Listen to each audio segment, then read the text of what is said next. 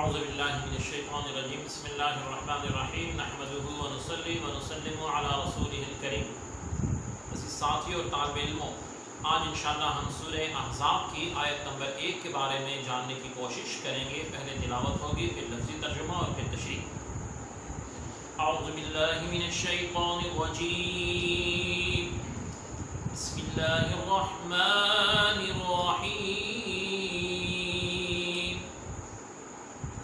يا أيها النبي اتق الله ولا تطع الكافرين والمنافقين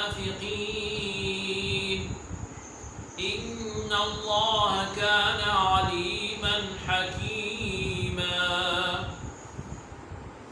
یا ایھا النبی، اے نبی صلی اللہ علیہ وآلہ وسلم، اتقی، ڈرتے رہو اللہ رب العزت سے، ولا اور نہیں، تطع تم کہاں مانو، الکافرین کافروں کا، والمنافقین اور منافقوں کا، انا بے شک اللہ رب العزت کانا ہے، علیماً علم والا، حکیمہ اور حکمت والا ہے۔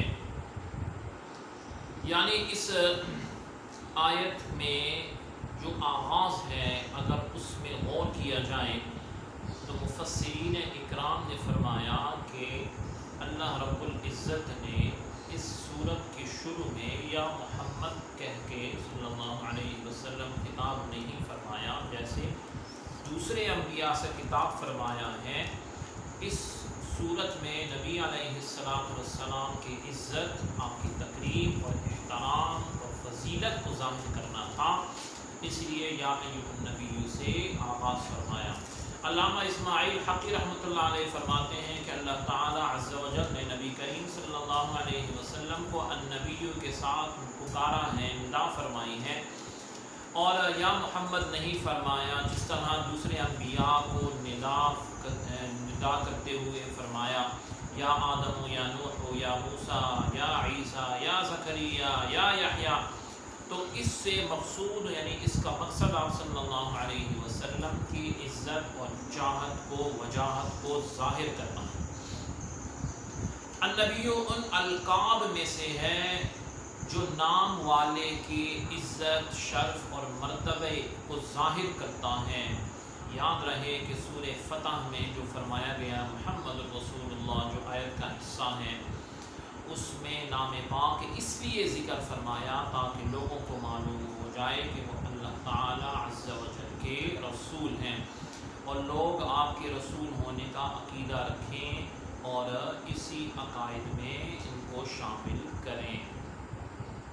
دوسرے مفسرین فرماتے ہیں تمام انبیاء کو نام لے کر پکارا جاتا ہے، اور جہاں نبی کریم صلی اللہ علیہ وسلم سے خطاب فرمایا ہے تو آپ صلی اللہ علیہ وسلم کو اور القاب سے بھی یاد فرمایا گیا ہے، جیسے جو ہے یا ایھا الرسول، یا ایھا المزمل، یا ایھا المدثر، یاسین، طٰہٰ۔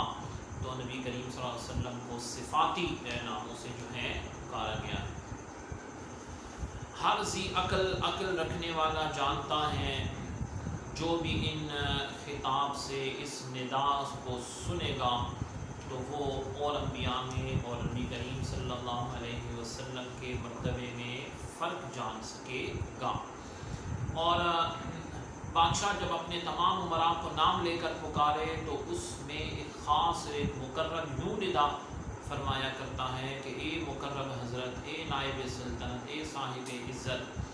تو اس سے اس کی عزت جو ہے وہ زیادہ ہو جاتی ہے۔ تو اسی طرح نبی علیہ السلام کو یا ایھا النبی کہہ کے پکارنا، مفسرین نے اکثریت میں یہ فرماتی ہے کہ یہاں عزت ہے، وجاہت ہے، اور آپ صلی اللہ علیہ وسلم کی فضیلت کو ثابت کرنا ہے۔ وآخر دعوانا